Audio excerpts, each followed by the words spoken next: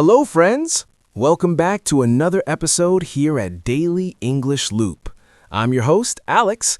It is a beautiful day to learn some English, isn't it? It certainly is. Hi, everyone. I'm Lisa. I am so excited to be here with you all today. The energy in the studio is just amazing. Alex, how are you feeling today? You look very relaxed. I am doing great, Lisa. You know me. I have my big cup of coffee right here. It's my fuel. I can't start a podcast without my coffee. It makes me happy and ready to chat. How about you? Are you caffeinated? Oh, Alex, you and your coffee. No coffee for me. I have my green tea. It smells lovely and makes me feel fresh and full of energy. I am ready to jump into our topic. That is the spirit. Tea versus coffee, the eternal battle. But we can agree on one thing, right? We both love helping our listeners improve their English. Absolutely. That is the most important thing. Before we begin, a big thank you to everyone listening. If you enjoy our conversations here at Daily English Loop, please subscribe and share this with your study partners. Yes, hit that like button. It really helps us grow. Okay, Lisa, what are we diving into today? I heard it is something special. It is very special and super useful. Today we are going to talk about our day, but we are going to use a specific grammar tool to do it. We are talking about the present perfect tense. Ooh, the present perfect. I know a lot of students get a little nervous when they hear present perfect. It sounds like a big, scary monster. It does sound scary, but it's not. It is actually very friendly. Once you understand the logic, it becomes one of the best tools for conversation.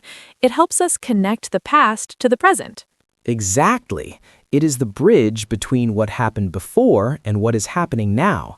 So let's make this simple. Lisa, let's talk about our day so far. What has happened in your world today? Good question. Let me think about my morning. Okay, here is one. I have finished my morning workout. Nice. You are so healthy. So you said I have finished. The action is the workout. It happened in the past, right? Yes, I did the workout earlier this morning. It is over. But it is connected to now because I feel energetic and my muscles are a little tired. The result is here in the present. I see. Past action, present result. That is the key. Okay, let me try. I have drunk 3 cups of coffee today. 3 cups? Alex, that is a lot. I know, but look at the result. I am wide awake. My eyes are open. I am ready to talk. So I have drunk coffee, and the result is that I am hyper. That is a perfect example, even if it is a little unhealthy. Listeners, did you hear the structure? We use a helper verb. For Alex and me, we used have. Right. I have, you have, we have, they have. And then we add the main verb, but we change it a little bit. We don't say, I have drink. That sounds wrong. Very wrong. We use the past participle. For drink, it becomes drunk. For finish, it becomes finished.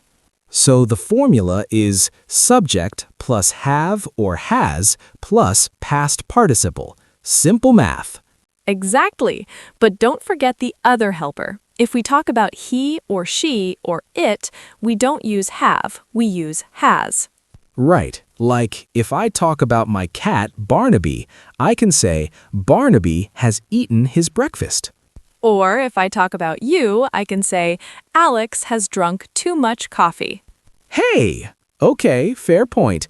Alex has drunk, Barnaby has eaten. It flows nicely. It really does. Now, let's dig a little deeper into the verbs. Some are easy and some are, well, a little tricky. The easy ones are the regular verbs. We love them. They follow the rules. Yes, regular verbs are our best friends. Usually, you just add ed at the end, like finish becomes finished. Or start becomes started. Let me ask you, Lisa, have you started your preparation for next week's show? Oh, you are putting me on the spot. Yes, actually, I have started it. I started it yesterday. See? Start plus ed. Good job. I have worked on my script too. Work becomes worked. It is very consistent. But then we have the irregular verbs. These are the rebels. They don't follow the ed rule. Yeah, these are the ones you just have to memorize. Like my coffee example. Drink changes to drunk, not drinked. Please don't say drinked. Or eat. We don't say eated. We say eaten. Like, I have eaten a salad. Let's practice a few more irregular ones. What about buy, like shopping? Good one. The past participle of buy is bought. B-O-U-G-H-T. It's a strange spelling. So I can say, I have bought a new teapot. Of course you have. You love your tea. What about write? We do a lot of writing for the podcast. Write becomes written. I have written my notes. Perfect. Written. It sounds fancy. Okay, let's talk about negatives. What if we haven't done something? We just add not. So have not or has not. But in speaking, we usually squeeze them together. We use contractions. Right. Have not becomes haven't, and has not becomes hasn't. So, Alex, be honest. Have you fixed that squeaky chair in your office yet? No, I haven't fixed it. I keep forgetting. Every time I sit down, it goes squeak, but I haven't done it. See, he hasn't fixed it. Past inaction, present result. The chair is still noisy. Okay, I will fix it this weekend, I promise. You used the little word there that I liked. You said yet. Yes, yet is a very powerful small word. We use it when we expect something to happen. Exactly. You expect me to fix the chair, so you ask, have you fixed it yet? It usually comes at the end of the sentence. And we use it in questions and negative sentences.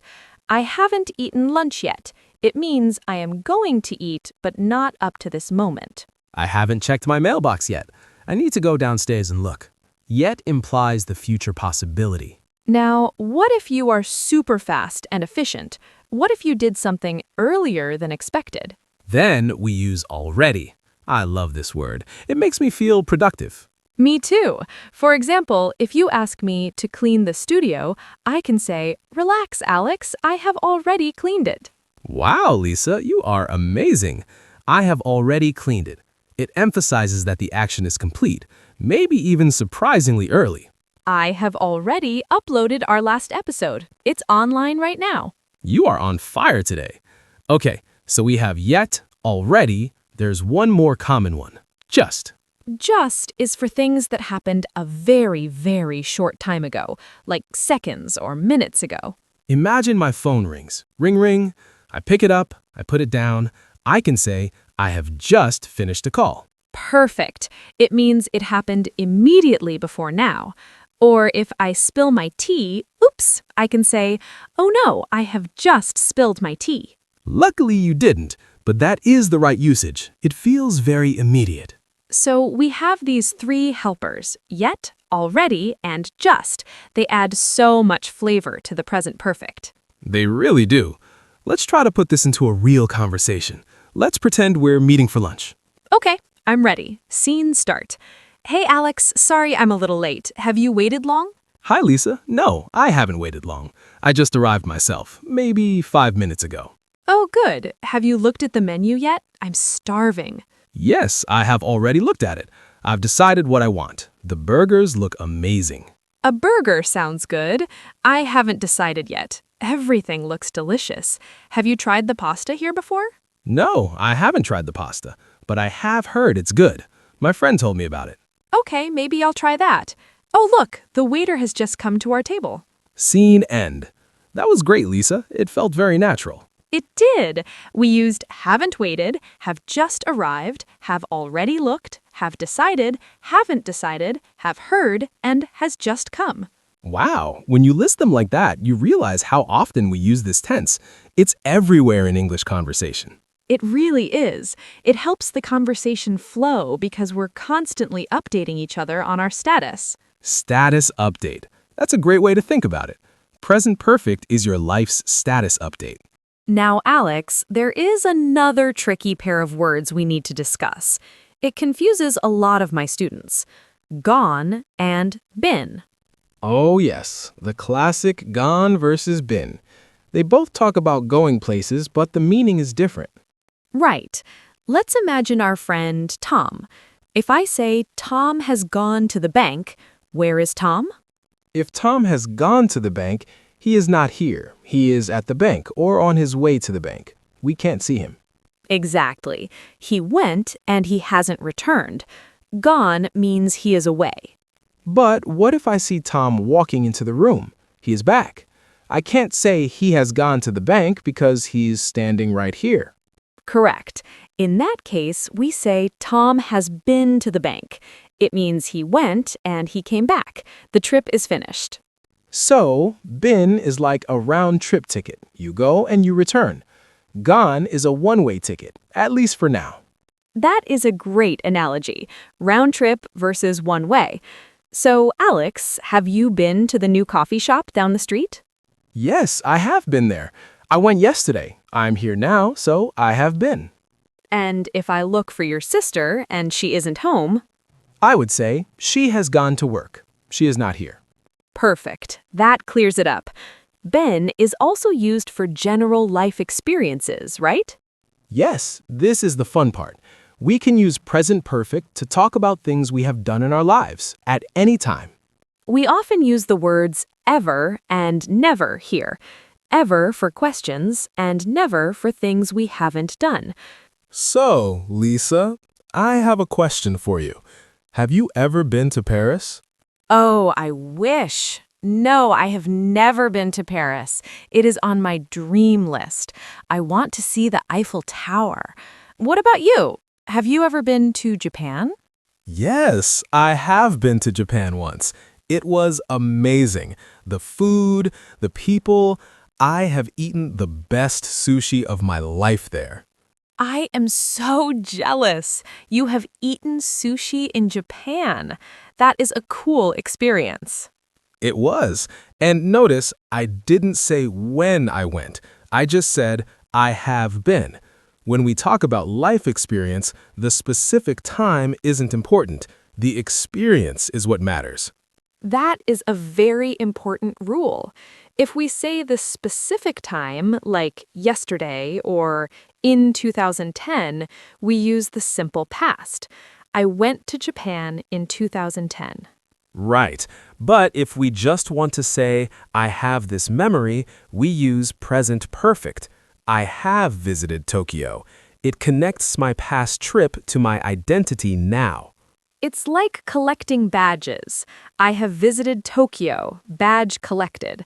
I have never been to Paris, empty space waiting for a badge.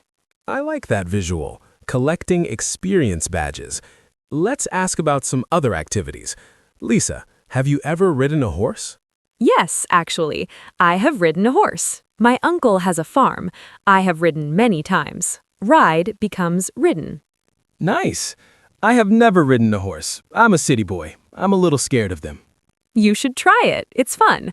What about, have you ever lost your wallet? Oh, don't remind me. Yes, I have lost my wallet. I lost it last year. It was a nightmare. Lose becomes lost. That is a badge you don't want to collect, but it is a good example. I have lost my keys. I have lost my phone. It happens to the best of us. So, we have covered a lot today. We talked about daily routines, coffee, tea, squeaky chairs, and travel. We really have. Let's do a quick recap for our listeners to make sure everything sticks. Good idea. So, the structure, subject plus have or has plus past participle. Use have for I, you, we, they. Use has for he, she, it. Use it for actions in the past that have a result right now. I have finished my work, so I'm free. Use just for very recent things. I have just sneezed. Use already for things done early. I have already paid the bill. Use yet for questions and negatives.